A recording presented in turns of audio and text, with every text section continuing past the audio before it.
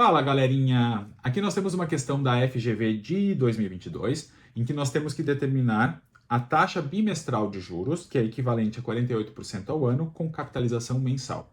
E aí nós precisamos revisar alguns conceitos de matemática financeira para nós resolvermos essa questão. O primeiro deles é o que nós chamamos de taxas equivalentes. Duas taxas são chamadas de equivalentes quando, a partir de um mesmo capital e no mesmo período de tempo, o montante gerado vai ser o mesmo.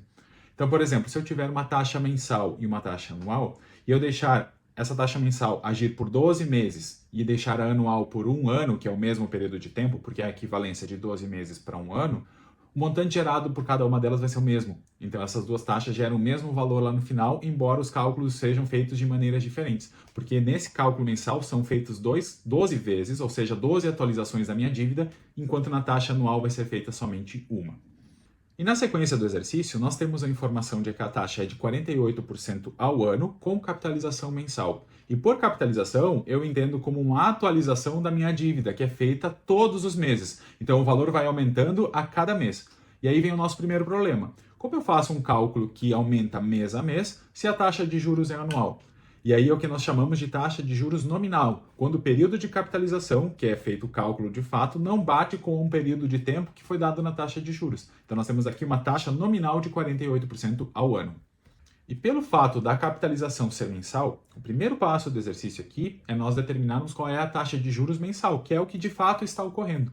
E por nós termos uma taxa de juros nominal, basta nós dividirmos ali pelo período de tempo. Então, no nosso caso, nós temos uma taxa mensal que vai ser dada por 48, que é anual, dividido pelo período de tempo, que é de 12 meses. Então, nós temos uma taxa de 4% ao mês. Então, esse cálculo, essa atualização da minha dívida é feita conforme o valor de 4% ao mês. E não é simplesmente nós multiplicarmos esse valor de 48% ao ano, não é efetivo. Por isso que nós chamamos de taxa de juros nominal.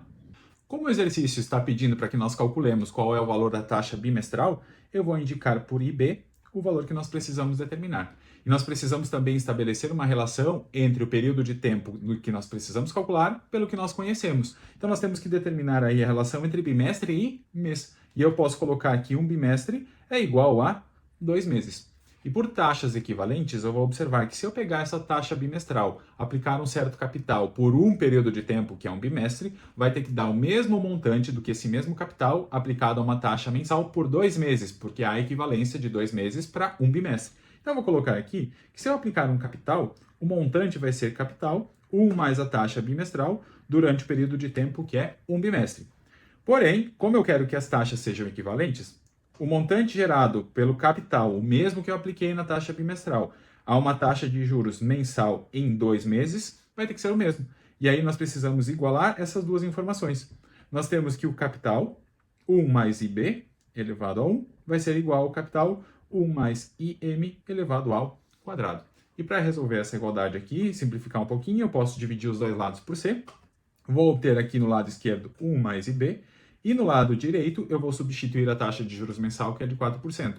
Mas lembre que nós vamos colocar ou 4 sobre 100 ou 0,04, sempre dividindo por 100. Então, eu vou colocar aqui 1 mais 0,04 elevado ao quadrado. Continuando aqui no lado esquerdo, nós temos 1 mais IB. No lado direito, nós temos 1,04 ao quadrado. E aí eu vou pegar o valor que eu tenho aqui na minha colinha, em que 1 mais IB vai ser 1,04 ao quadrado, que é 1,0816. Para determinar a taxa de juros, nós vamos subtrair um dos dois lados e aí eu vou ficar com 0,816. Como nós queremos uma taxa, basta nós multiplicarmos agora por 100. Nós temos aqui 8,16%. E aí nós podemos assinalar como resposta a alternativa D.